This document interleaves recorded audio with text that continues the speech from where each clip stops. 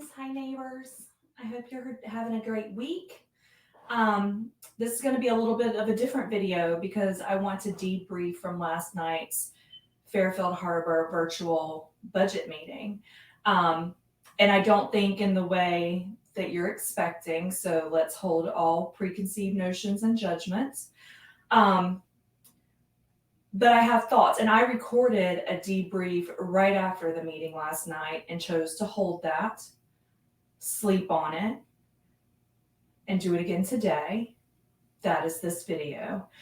But I want to talk about last night's meeting from the point of view of community engagement, transparency and leadership, and just the process that organizes how our community operates. So last night's meeting was January 25th at 7 o'clock. It was a virtual meeting, not in person.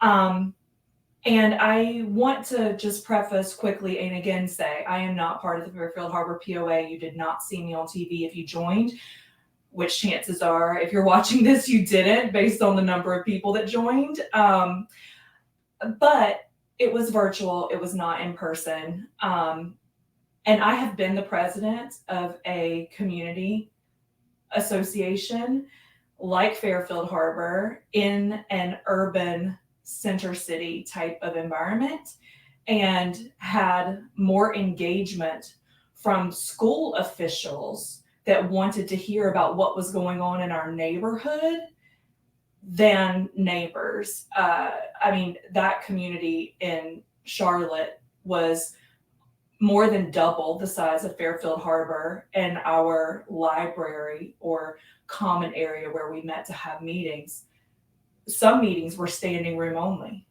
because not even people within our community, but city leaders, maintenance, urban design, like school teachers that taught kids that attend and go to school in that community, were all in attendance to hear about what was going on, how we could help support each other. And I will tell you, having lived here now, it'll be again 2 years coming up here soon. We are run such like a business rather than a community that I am shocked that more people aren't engaged, given the dynamics in the community that I see play out on Facebook and Nextdoor and things. And so I want to talk about it from that perspective, because I mean, we can't bitch about it on social media and choose not to show up and have our voices heard. Like that, you can't have it both ways, right? So anyway, last night's meeting, I think at the beginning when our legal counsel was giving, they host our meetings. If you haven't attended one before, we do have a lawyer that kind of supports Fairfield Harbour. We pay legal fees as part of our budget, and they also host and kind of guide these meetings to make sure we stay to time, we stay to task, and that the meeting is conclusive. They also provide commentary if there are questions asked in the chat or prior to the meeting. If they have any kind of legal context or require legal commentary as part of the answer, they provide that contextual information as well. And at the beginning of the call, when she was letting us know, here's how many people were on the phone, it was stated as 107 in attendance, and she made sure to mention that that was households, not necessarily people. So 107, and then later in the call, a question was asked about the number of homes in Fairfield Harbour today. And I think Jennifer, someone said 28, 24 is what I wrote down. And there are still a lot of houses being built, right? Like we have active construction happening to build new homes. There are homes that have been built that are not yet occupied. We have a lot of homes in this neighborhood that are rental properties. So they're not members living in the homes, but rather renters, and they wouldn't attend these meetings. But I did find it interesting and great that we had representation from the condos, folks that don't actively live in kind of the residential part of our community, what I think of as kind of the brick and mortar houses, the standalones that we have where I live. So I found it great that we had questions and representation from the condos and the resort community just down the road. Questions that were asked were great questions. There were questions about why are we meeting virtually and not in person now that COVID restrictions have been lifted. The answer was less than stellar, from my opinion. I think we should be meeting in person. I think that whether we meet at the community center or we meet at the activity center, we meet somewhere, I believe all of us that want to have a voice about how our community is run and make sure that we are part of the evolution of this community, we would find a way to meet in person. Hell, meet at the restaurant. Have people buy drinks and nosh on some snacks while we're meeting. I think that people would be open to that. Create revenue for the Fairfield Harbour group that was discussed. How are the golf course and the restaurant going to get to a break-even point and become profitable? We have to eat there, right? We have to spend our money there. And that's not just bringing people from outside of Fairfield Harbour in, that's people within Fairfield Harbour. And I forget the gentleman's name who said this, like us spending our money in our restaurant and at our golf course. So I think, we have to work together to make this work. But what I experienced last night was very different from the last virtual budget meeting that I attended. And granted, they only happen annually. So like your taxes, you forget what happens year to year. Like, oh shit, I forgot to pull all those receipts together. And yes, there will be cussing in this because I'm kind of irritated. But I remember in the last budget meeting, and we had only been here a year maybe at that point, like I remembered seeing more faces in the camera, like more squares, and the chat was lit with, why are we doing this? Who's organizing this? Why is this person not speaking up? Like I was part of that chat. It was a running thread. Last night felt very controlled. Whenever you dialed in, the board was sitting at a meeting, the lawyer kind of kicked us off. And then we went through a video. It was about 6 minutes or so. It had no narrative. It was just a visual slide presentation, if you will, of different pictures for what our money has paid for in the past year.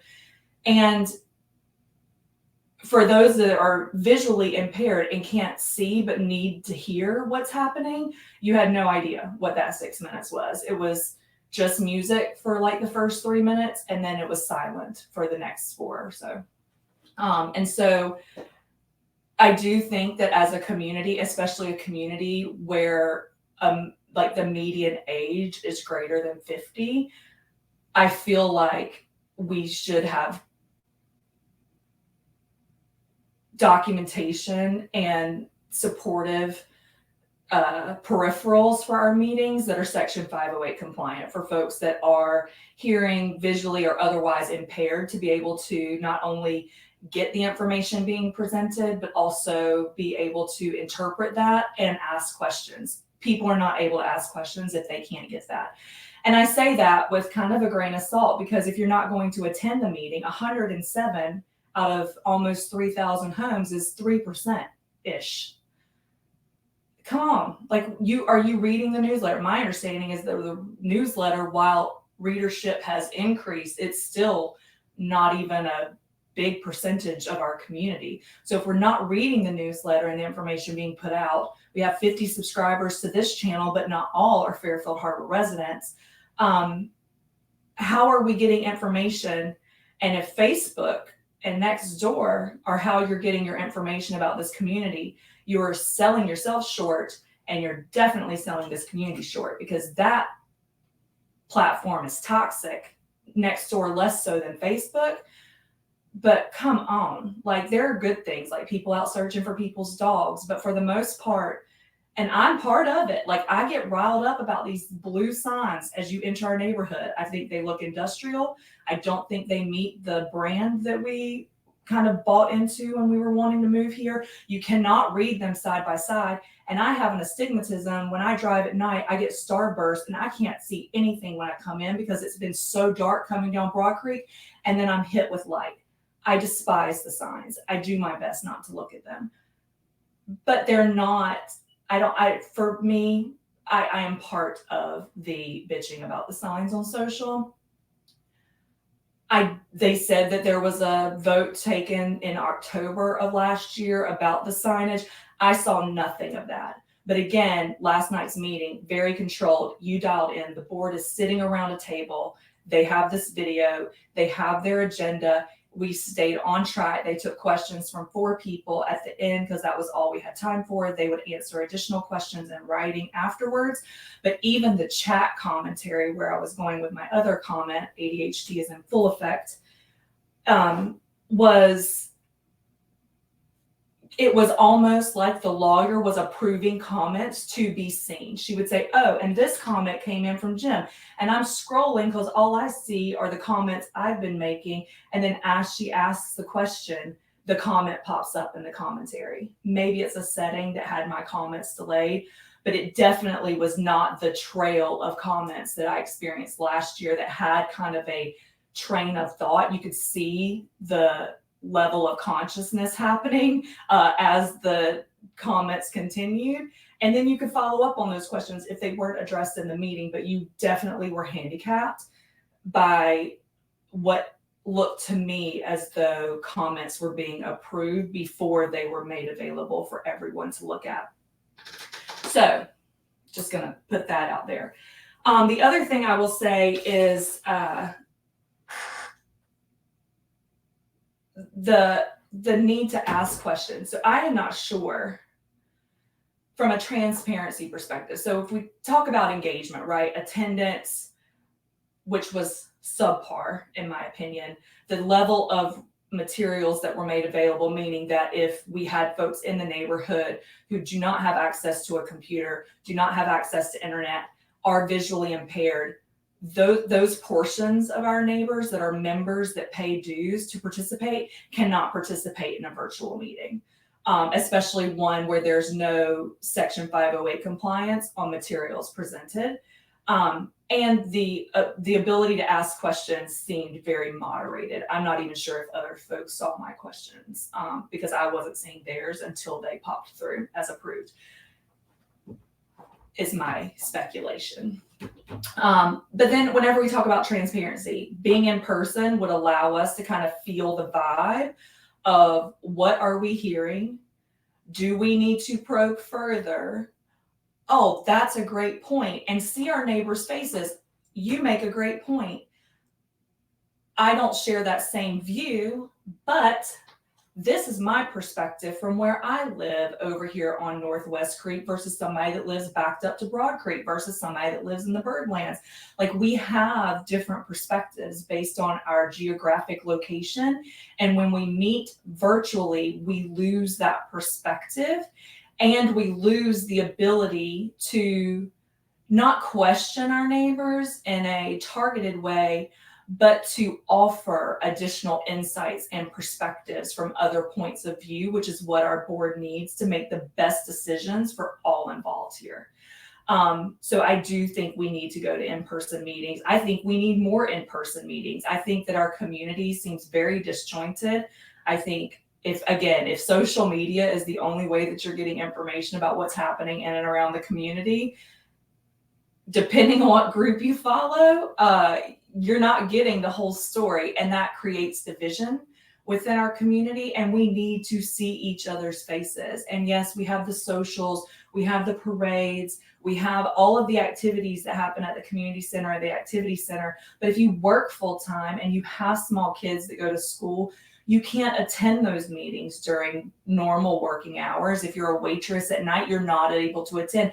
We have to kind of pick and choose how we participate, but the options should be there to participate in as many ways as we can as a complete community, right? In the neighborhood that I was in, we did that. We had a 5K, the Mad Park 5K. It actually won an award from the city of Charlotte moving Charlotte forward was the award that we won from the Chamber of Commerce, because it got our entire community together. Everybody paid $25. You could walk, run, strollers, dogs. Everybody was welcome. We had a huge beer party and food trucks and stuff at the end of it. And we were all together as a neighborhood. And the money that we raised from that went back to the neighborhood. It went to helping folks on a fixed income be able to mow their grass. It went to creating ramps for folks in the neighborhood who needed them but couldn't afford them. We had several homes where the people made, like, their fixed income was less than $800 a month. We helped pay power bills and take that burden off of the city for those neighbors that needed it. And it was something that we all collectively, I mean, our neighborhood was over 8,000 people, and 90% of people participated. Even if they didn't walk, run, or something, they donated the $25 if they could to get the t-shirt. We all had t-shirts. You'd see them around Charlotte everywhere. I led that. Would be happy to do something like that here. I think we need more opportunities to collectively, as a community, get together on a more regular basis and have quarterly, at least, meetings about things happening in and around our community. Because the newsletter, if the readership is poor, people are not subscribing to hear the information. Just because we put it out there and no one takes it in, your message still fell flat. And our leaders cannot be making decisions and moving forward when their constituents, the folks, us that elected them into their board positions, are not getting the information. We have to find a way for people to get the information, and people have to be committed to engaging. Just my point. Yeah, I think that's it. I think that whenever we have, sorry, I had it outlined so I wouldn't forget my thoughts, because I don't know, I was irritated last night. I'm still irritated today. So I wanted to get this out there. I do think that whenever we have institutions like our government, we have elected board members. Granted, they don't have any kind of larger civic responsibility other than making sure that our neighborhood and communities stay viable, that our property values stay up. We have a mutual commitment to each other to support each other. And I just feel like last night's meeting fell so flat from what it could be when we're purchasing property and creating mechanisms to have more traffic come into our neighborhood. How are we collectively creating an infrastructure that supports that, not only from a security perspective, but also from a transportation perspective? Will our roads hold all these people? Are people that live here and people coming in going to get so frustrated that no one wants to live here? Like, these are very real questions that, as we think of driving traffic to the restaurant and to the golf course, how are we going to handle that such that people want to continue to come here? That I guess is my ultimate goal, because I don't feel like we're working together at this point. So with that, I'm going to get off my soapbox. I'm going to let this kind of flee my brain for a little bit, but I had to get it out because I think if you were there last night, thank you so much for being there. Thank you so much for engaging and sending in your questions. There were a lot of questions sent in before. I thought they were great. There were a lot of great questions asked during the meeting. And I'm hoping to see the answers in writing to the questions that we weren't able to get to. But that meeting should be able to be more than an hour and a half. Like, that meeting, given that it only happens one time a year, should have more than 107 households out of a community of closing in on 3,000 homes. And yeah, I don't know. I was very shocked at the lack of engagement and lack of transparency. So having said that, that's me. That's your update for today. And I would love to know in the comments how you engage in the community. Are you engaging only on Nextdoor? Do you read the newsletter? Do you listen to this for the newsletter? Are you like, is that why you're here? Are you just here for the shorts and the community posts? I want to know, like, how would you prefer to get information about the budget, the DORs? Do you know what the processes are to get laws changed or rules changed? Do you know what the property control committee permit process is like? Have you ever worked with CAMA? How do you get that information? I would love to know. I listen to things. I like an audio version. That's why I do this. It also gets information like this out to an audience that wouldn't otherwise be able to read the newsletter because it's electronic, like my father. But I'm curious as to how others in the neighborhood get this information. And with that, I hope you have a great rest of your day, and we will be chatting soon because the next newsletter comes out tomorrow. Talk soon. Have a good rest of your day. Bye.